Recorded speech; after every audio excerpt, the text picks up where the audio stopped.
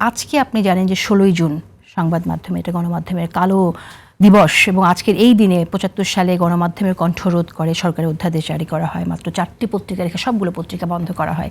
একটু সংক্ষেপে বলবেন যে আসলে আমরা কীরকম গণমাধ্যম এখন পেয়েছি, গণমাধ্যম কতটুকু মুক্ত? আমরা আজকে তথ্য প্রতিমন্ত্রীকে বলতে শুনলাম যে সরকারের ভালো কাজ সামনে আসে না, খুব ছোট প্রত্যন্ত অঞ্চলের কোনো ছোট অপরাধ থাকলেও সেটাই খুব ফলাও করে প্রচার করা হয়।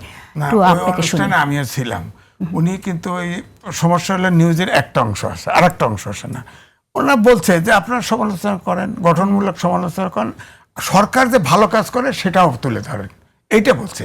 শুধুমাত্র সরকারের ভালো কাজটা বলে নাই, কিন্তু উনি দুটোই বলছেন।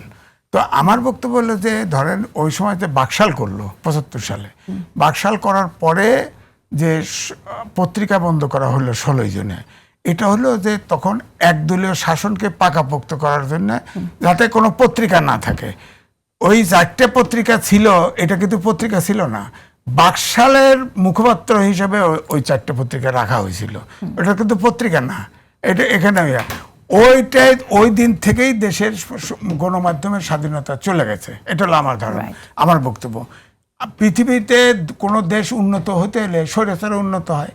চীন তো কমিউনিস্ট পার্টি গণতন্ত্র আছে, বলেন। উত্তর কোরিয়া গণতন্ত্র আছে।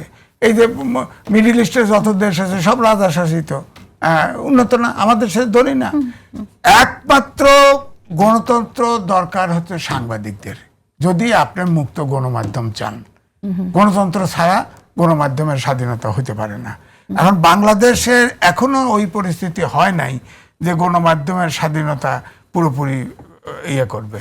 তো এই জন্য আমি বলছি যে বলেই যে একটা সাংবাদিকদের গণতন্ত্র দরকার, কিন্তু শাসকের দরকার নেই। দেশ উন্নত করতেও দরকার পড়ে না। আপনি বলেন অনেক বিশ্বের অনেক দেশই আছে আমাদের সেই ধনী, কিন্তু আমরা গরিব হয়ে পড়ে আছি। দেশ 54 বছর স্বাধীন হয়েছে, 55 বছরে পড়ছে। আমরা বলি অনেক সূচকে আগাইছে, এটা ঠিক, কিন্তু রাজনৈতিক সূচকে পিছাইছি। এখনো পর্যন্ত রাজনীতিতে আমরা কিন্তু অগ্রসর হতে পারিনি, খেয়াল করে দেখেন। এই জন্যই